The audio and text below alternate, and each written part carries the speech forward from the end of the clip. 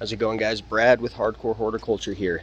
I realize I have not gotten a whole lot on the internet as far as content wise goes. I'm spending a lot of time kind of writing out some scripts and emailing a couple people and making sure that the information I'm giving is completely accurate. I just did the old man thing. So today my wife and I are in the garden, and realizing this, I think I'm just going to make a really dog shit video, and it's just to preface everything off, we're going to go ahead and run our garden based in science, you know, based in fact, and part of doing that is really fun, is you get to teach your kids science that way. You get to do little experiments, and we're going to do an experiment today. I'm going to go get something referred to as tomato set. You'll see it in the store. It's called tomato set, and we're not going to use it on the tomatoes. What it is, it's a hormone. I don't have it right now, but it will be included in the edited video. I can't remember the name of the hormone. This hormone will essentially trick. It doesn't trick. It's a hormone that has a really hard time developing in plants when it gets this hot, but it is very necessary in order for them to set fruit.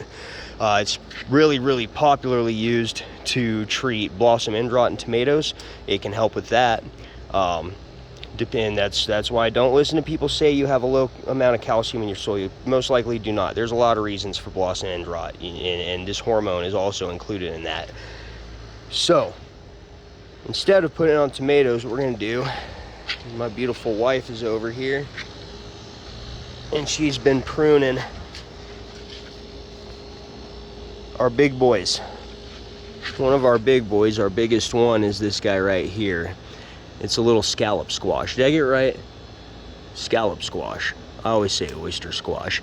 You can see we've got one big old fruit there. We got a couple. We're getting some more females out of this. We've had a hard time finding females on these. We got one full fruit off them already, but obviously they're really pretty good plants. They're especially the guy that gets the most sunlight, and that's, again, a visual reference for photosynthesis. As you can see, least sunlight in the garden is right around here and on the back side of this arch.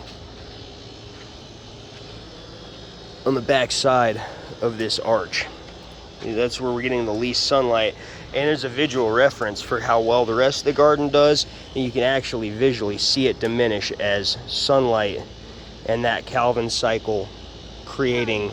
Also point out Yep. And also that Calvin cycle creating the carbohydrates and the amino acids that these plants need, and you can see the science working. You can see it because these plants are still doing that. They're still going through the Calvin cycle. They're still creating carbohydrates. They're still living, thriving, and existing. They're not doing as well as the plants down lower that are getting that full 8 hours of sun a day at least. So what we're going to do as our experiment is we're going to come out here, going back to the hormone. Now these plants, because it's been so hot in Colorado, my theory is that they have a hard time developing the hormones needed to set those female fruit and develop the whole reason we planted them, something to eat. So we're going to go give them the hormone, and the way you do that is you spray it on the leaves. So we're going to go to the store. We're going to get a little bit of tomato set, and then we're going to mess around with our squash plants with it and see if we can't learn something about science.